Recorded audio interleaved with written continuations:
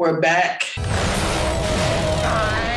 back. Our co-host is on vacation, so man down. Shout out to him. Go easy on the European women, Apollo. Train don't stop. We'll just have to push on until he comes back. But yeah, today, we got some hot topics for you. We got that shit. We got everything you need for you, man. I honestly want to have real conversation, and I've seen it brewing in the atmosphere a little bit.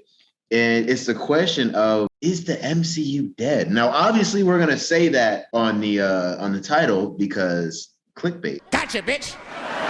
But it's not actually a clickbait. It's a discussion. Like, is the MCU dead, or is its best days behind them?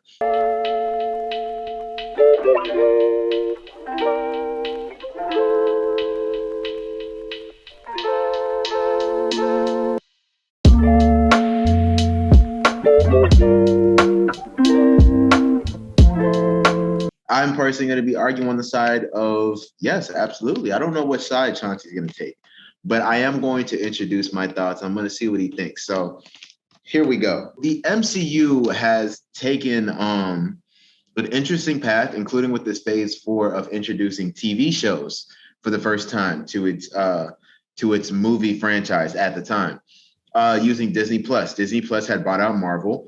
And, obviously, what's better, what makes more money than putting Marvel on your Disney platform, along with making shows is going to bring in more subscribers. So it was a smart business move at the time.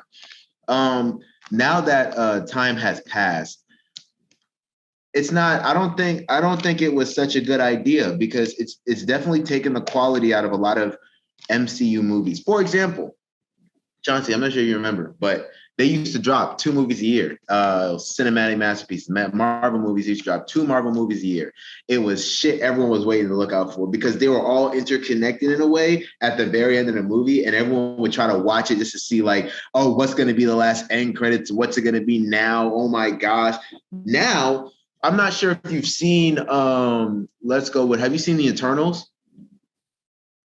A spoiler alert, but if you haven't watched The Eternals, the big whoop at the end of Eternals was Harry Styles in the MCU, and he's a character in the MCU. But it was the fact that he was just a character in the MCU. And I'm just like, okay. They've kind of been missing for a little while, including with their movies. The Eternals was not good. Let's be objective. That wasn't a good movie. Black Widow was not an exciting movie, I would say. Having a movie about a character that you already know is dead didn't really provide any, value to me. Doctor Strange was very good. In my idea, I like Doctor Strange a lot. However, I can acknowledge Doctor Strange has a lot of holes. The movie. Have you watched Doctor Strange, the movie? Have you watched WandaVision? That's my problem. Like, there is, let's count. WandaVision, Miss Marvel, Captain America and the Winter Soldier, Moon Knight, She-Hulk now. Oh, Loki, like 6 shows for your phase instead of dropping the periodic movie, and then making one of your franchise movie having to tie in with one of those 6 shows. It's a lot. And it's a lot, including to like a casual watcher like Chauncey. You're telling Chauncey he has to watch WandaVision, Moon Knight, Loki, She-Hulk, Captain America and the Winter Soldier, and the other fucking show I forgot about, to know what's going on in the Marvel Cinematic Universe. Everyone used to be caught up at one point. Like, everyone used to, like, that's what made it an event, and it made it fun. Everyone watched the same. It was just 2 movies a year. 6 shows? Each with 6 to 8 episodes that are an hour plus long.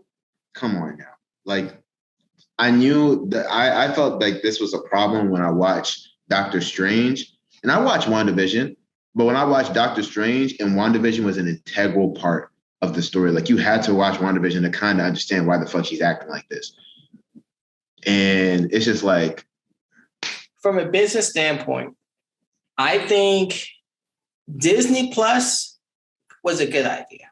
Yeah, it is. For the simple fact that because a lot of people will bootleg the movies just to figure out what's going on. So having all the movies into one location was a great idea. Whoever came out with that was perfect. Perfect. However, not when y'all start putting movies like a week or two after, and you're already putting it on Disney Plus, that was a bad move. Like for what they did with Black Widow, they broadcast or they premiered it for 1 week, and then literally the second or third week, it was already on Disney Plus. Yeah. Most of your revenue is coming from the box office, and that's why Scarlett Johansson had a lawsuit against them, because they were just like, you put Black Widow like the second or third week into Disney Plus, knowing that why would people go to the movie theaters when they can watch it from home? And then you're including all these TV shows. Like, for example, Primo is right.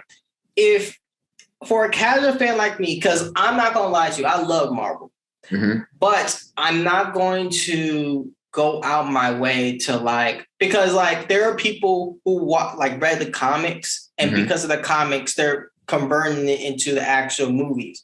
I wasn't a person like that. I was introduced to Marvel through the movies. Right. And because of that, I was very comfortable with going to a movie theater and just connecting the dots based off the order of how it was being premiered. So me having to spend some time and watching TV shows, especially when the TV shows, is it me, Primo? Or do you think people who do movies is different for people who do TV shows?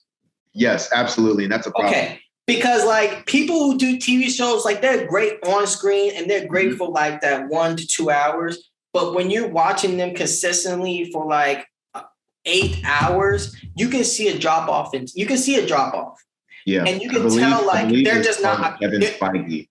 That's his name. The Feige brothers. It's Kevin Feige and someone else. They're the overseer of the. I'm not sure if they write the overall story or they're the overseer of the movies, but I think they used to be more hands-on. But then I'm not sure if you noticed, each movie has a different director now. So I think the continuity got lost in all that. But what were you saying? I was just saying when you taking someone who only I don't know, I'm not gonna lie, I don't know these characters. I don't know them before wherever they did before Marvel. I'm gonna be completely honest with you. But when I was watching them, for example, I watched I think it's called, what's that arrow? What's the the Hawkeye. Hawkeye. That was also a show. Yeah. So I watched Hawkeye, and I was legit trying to watch it because even though he gets a lot of hate, I think he's actually a vital part in the show. A vital part of the group. But when I watched the show, I could see the drop off in, I'm not going to say talent, but in production. Just for the simple fact that it was a TV show and not a movie. I feel like they can collaborate all that into one movie and still have the same effect. I actually have a question for you. Since you said you watched Hawkeye, I never watched Hawkeye. You watched the whole series? Yeah. So when you watched the whole series, how many episodes was it? Do you recall? It was about 8. It was about 8, right? Did you notice that the most exciting parts of that show was at the very beginning and at the very end, and in the middle was kind of a lot of connecting between both pieces? Was it like that? It's more of a question. No, it was like that. It was like that. Okay, so if I spoilers ahead, but if I'm being honest, think about it as anime and people going on a side mission. It's not important. They go on this side mission, and if you watch it, you're the real one because you're a fanatic. But if you don't watch it, it's just it's not important to the main storyline anyway. It's filler. It's all filler. So basically, it was basically a filler. There was not that much. They was trying to make action scenes, but they really wasn't doing it. And then they tried to supplement comedy into it to provide the extra effect. But as you know, in the cinematic universe, there's probably only 1 to 2 people who can pull off the comedy effect, and that was Tony Stark. Tony Stark played that perfectly. Perfectly. Oh my gosh. He was amazing at that. He knew how to make a tense situation so hilarious. He was amazing at that. The Ant-Man, he tried to become another comedy fit. Spider-Man, he was trying to become the more present and comedy fit at the same time, because he's trying to go under for Iron Man and such. Yeah, come next Iron Man kind of. So if I'm just being honest, am I happy that I'm watching? I mean, it was way to kill time, but was it worth why I recommend you watching it? No, because it's filler. And the only thing you really learn is that nothing really happened of importance, and the sister came into agreement with Hawkeye, and that was it, really. Yeah, and I asked that question because I noticed with the shows when I watch the shows, because I watch Loki, Captain America, Winter Soldier, WandaVision, and I believe one other show. So I watched like 4 out of 7 or 8 shows, and I noticed in every single show, big stuff at the beginning, a lot of information, big stuff at the end, a lot of information, a bunch of shit you don't need in the middle. And I think that that's the case is because they're turning like movies into a show now. These are movie makers. So MCU has always been movie makers. So now they're turning this into like this TV show thing. And I think they got it on the head once. And that was WandaVision. That was WandaVision. It's going to be like a little tie between WandaVision and Loki, but I would say more WandaVision. Like WandaVision, at least it was consistent. Something was happening that was progressing the story forward every episode. But like, it was exciting too. This is like the rest of the shows felt like a lot of fluff, just a lot of connecting pieces that should get you where you need to go. And that's because you're taking these 6-hour events, 8-hour events in these TV shows. You're taking 6 out of these 8 hours and you're making fluff to connect the exciting 1 hour to the other exciting 1 hour. When usually back in the day, they would just put those 2 hours together and throw out a movie and it would be exciting. It was exciting the whole way through. You want to sit on your ass the whole way through. But now it's not like that. I think it's gotten more confusing for, say, a new person to want to come into the MCU and start to try to watch the MCU movies. It's amazingly now harder. Like the MCU doesn't feel at all. It feels like a joke. Like it felt like they went more into comedy than they have more into action of late. Like more into comedy, the more stakes. That's what it feels like. I don't want to interrupt you too much, but I think they're just trying to appeal to the younger generation, and I just think they just need to be consistent with what they've been doing, because that's why they got their fan base. Bro, I'm so happy you brought that up. I am so happy you brought that up. There's this joke going around. With comic heads. They've been calling the MCU, the Marvel Cinematic Universe, of late, the MCU, because of all the inclusion that's been going on. Now I'm gonna play both sides of the fence. Personally, the movie that started this all was Captain Marvel, and that movie was fucking amazing. People didn't like it at the time, and I truly believe people didn't like it at the time because, like, oh, she's like an edgy, badass woman superhero, and like she was doing things that was just like that. Like that, I felt like, I'm not gonna lie, I felt like niggas got salty that like she was the badass hero that had to come save the day in the next Avengers movie. Like I felt like niggas were mad because like she wasn't. But the thing was, I felt like niggas were more mad because she wasn't built up. She just got her movie and then came in and was an integral part. You know what I mean? I felt like that's why niggas were mad. That or because she was a woman. Funny that you brought that. That analogy is almost like the overpowered transfer student who comes into the anime. Yeah, literally, and just wins everything. Fuck the anime. Imagine Naruto if a fucking Otsutsuki transferred into the fucking stage and just kicked everyone's ass. Oh, you want to be Hokage? All right, bet. Let me slap that nigga. You see me slapping this Hokage nigga you want to be? Yeah. Let me slap. Yeah, like that's just not enjoyable.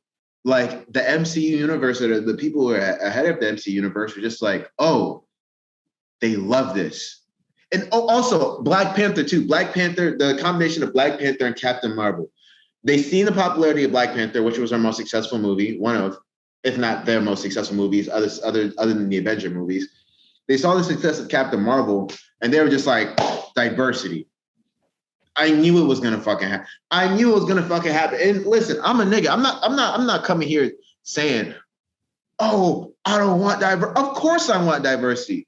My problem is I knew they were gonna try to make it their personality trait. That's my problem. It's like this is a superhero franchise, and I felt like they dipped so much in the diversity. And I'm gonna give some examples. She-Hulk. God, that's a horror. I watched the first episode. It's bad. It's literally just her standing up to like the patriarchy.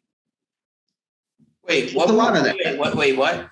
She's a female attorney, and like above her is like a male, like like a typical male figure, and she just like it's like a lot of that. Like it's an attorney show, and she like gets powers at the end and stuff. That's cool because She-Hulk is a comic character. She is tough. She is a tough comic character. But I'm so tired of you niggas bringing in these comic characters and completely changing their personality. She-Hulk was promiscuous. She-Hulk in the comics, depending on which comics you want to go to, you want to go based off of. She's kind of personality similar in most, but like, and this isn't because she's a woman. But in the comics, she was very like sexual. In the show, she's also promiscuous. Oh, she has sex with a bunch of men. Like, oh, great. Women can have sex with as much men as they want. I don't really care. But like She-Hulk showed off her body a lot. I don't know why in the comics, probably fan service. But it was also comparison to Black Widow. Black Widow did the same thing. And Scarlett Johansson obviously played to that personality. And She-Hulk also had the personality of showing herself off a lot. Like she kind of walked like she was the shit. She showed off her body. The best comparison, and this is not as like a joke or a shot, is like Meg the Stallion. It's like Meg the Stallion. She showed off her shit, and she knew she was the shit. That was kind of like She-Hulk in the comics, at least the comics I read, right? She does it without the like showing off I'm the shit. She's more or less like, she tells you I'm smart rather than showing you I'm smart. Kind of thing. She tears down that first episode. She was tearing down the Hulk, tearing down Captain America.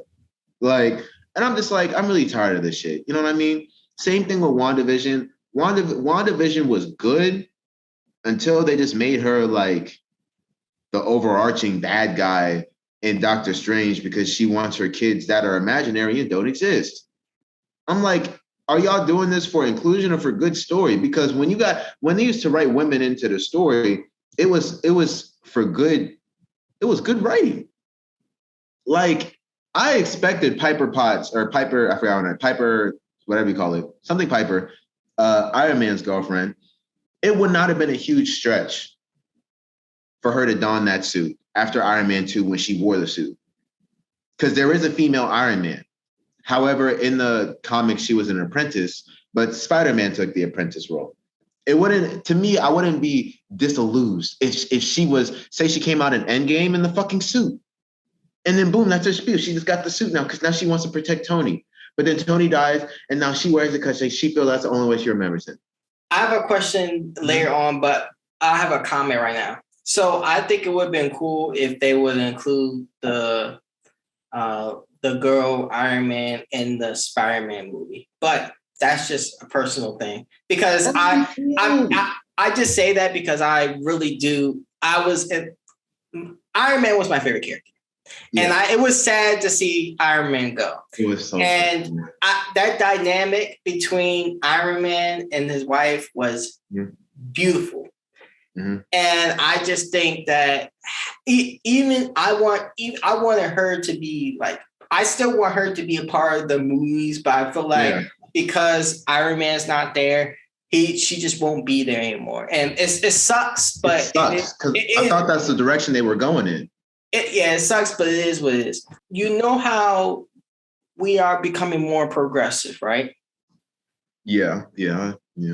Things that happened back in the day, things that were created back in the day, and we want to reinvent it today. Do you think we should customize it so that it's fit for today's atmosphere, or do you think we should keep the original work? Now, let me give you an example. I don't know if it was true in the comics, but did what's the dude name? What's the dude who got the shield for Captain America? Falcon? The shield. Oh yeah, the Falcon. Yeah. Did he in the comics? Did he get the shield? No. I understand they're trying to be more progressive and such, but those actions, I just feel like it's unnecessary. Another example is in movies, because you're trying to be progressive and like be in the age. I really do hate to say this. Like, I really do. It's not, I have no problem with them, but like, for example, I hate when they change the character to match today's age. Like, for example, having like changing main characters' personality, like for example, that they're gay now. Oh, and with that actually happened recently with a recent DC Universe comic where Superman's son, Superman Jr. is gay now. And like he was going on like protests and stuff, like in rallies and stuff. And I don't want people to think like we're black. Like we know the pinnacle of what it's like of being oppressed. We don't want to make it seem like this is not what we want to see, or like we're against any sort of progressive movement. It's just we read comics to get away from this type of shit because we live it.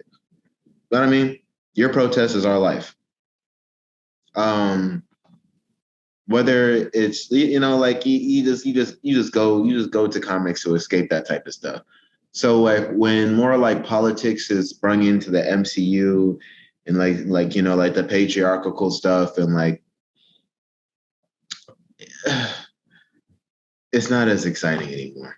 Let's do this. Let's end the video like this. As of right now, let's count up like all the superhero shows we've seen. Obviously, I don't think they're all going to be on the Avengers, but let's count up so far what the new Avengers look like. Okay? So let's count up. We still have Thor. We still have Doctor Strange. Spider-Man, we're not going to include him because no one remembers him as of right now. Hawkeye. We got those three. We got Shang-Chi. We have Miss Marvel, America Chavez. Guardians of the Galaxy. Oh yeah, the Guardians of the Galaxy. They never consider themselves Avengers, but they're always low-key Avengers. A She-Hulk. I'm sorry, those. If I'm watching the Avengers now, I used to watch the Avengers because it was an event to see all those heroes come together that I watched in different movies. And like, oh wow, these are each Titans. I don't really feel like that anymore at all. It felt like a lot of, I don't know. I don't feel like that anymore. It just doesn't feel exciting. It felt like they did a disservice to their last generation as well. Like they saw them off, but like I don't know. I just felt like they've been getting disrespected as of late. Right now, we're gonna see how it goes, though. I hope and I'm not gonna call it the MC universe. I don't think it's a girl problem. I think it's like a purposeful diversity inclusion problem. And they're making the gist of the show or the basis of the show circulate around the diversity rather than the plot line.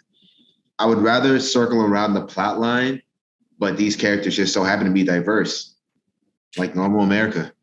That's what I'm saying. Like, although it sucks, like, for example, like there are no black characters in it, it's not like I want you to force a black character in it because it's just going to be unnatural. And they'd be like, oh, I'm a black man in stars and stripes. You got to do better, Senator. That's an actual bar from Captain America. And I'm just like, it was good. That was a good series. It was a very good series. I don't have a problem with a black man being Captain America. It was fucking lit. I just wish I would rather prefer they retire the shield. I do like the plotline because like they did explore racism, so it was cool.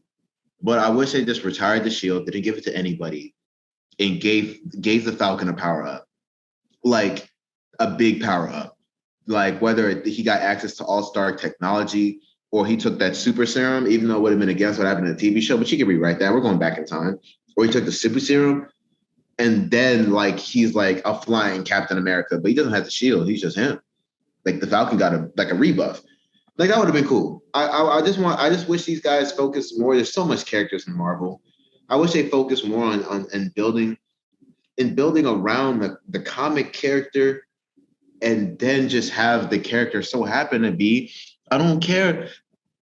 They could be women, black, gay. Like at that point, it does not matter. Just make sure the plot line is good. The only reason I'm mad now is because the story is suffering, and this is the world we live in, man. It's where we just live in now. Like, if they're the main characters, I just don't agree with messing up their personalities to be in diversity inclusion. Now, if you're just trying to add like side characters that don't really matter and doesn't like affect the main character as a whole, then you can do whatever you want and you can be inclusive that way. Yeah. But don't mess up the main. It's almost like saying, it's almost like, because I watch off topic, but I watch anime, of course, and I watch Class and Elite right now because it's premiering each week. Mm-hmm. That's almost like saying Ayana Koji because I read the light novels. That's almost like saying Ayana Koji met a black dude and he somehow start kicking his butt, like just straight left and right. He's a transfer student. He came out the way and said, all right, let me get you out the way, Ayana Koji, and just start messing him up. And backstory for guys who don't know, Ayana Koji is a brainiac genius that kind of runs his class, i.e. Classroom of the Elite. He's not the leader, but he's like the shadow leader because he influences all of the decisions without them even really noticing. So Chauncey's saying for a random character to come in, adding diversity because he's black and kicking everyone's ass. You can continue, Chauncey. You know. It just makes no sense. Like it doesn't help me. It doesn't make me happy because this dude is black. No, because you're messing up the original storyline. And if I come to watch the original storyline, it's just like, what am I watching? Why am I even watching this anymore? And then it will make me click off. Yeah. Just like Primo said, we come to watch anime and all this extra stuff to escape our realities, even if it's superficial. And if you bring those political or you're trying to do diversity and inclusion into those, you're just ruining it. It would be different if you created a comic and you already had these stuff in place. And I like that. Yeah, I would have no problem if all this stuff was already in place. That's what I'm saying. If it was already in place, then I had no problem with it because I already liked it from that content. But now it's blatant. They're changing things. Like they're changing a lot. They're over changing. If you want to listen to more anime talk, click over there. We got everything you need right here. You feel me? We got anime. We got basketball. We got. Did we stock up on the wall stuff? Hey, listen, we got it all. You feel me? Click right under this jacket. We gonna get you what you need. Ha ha!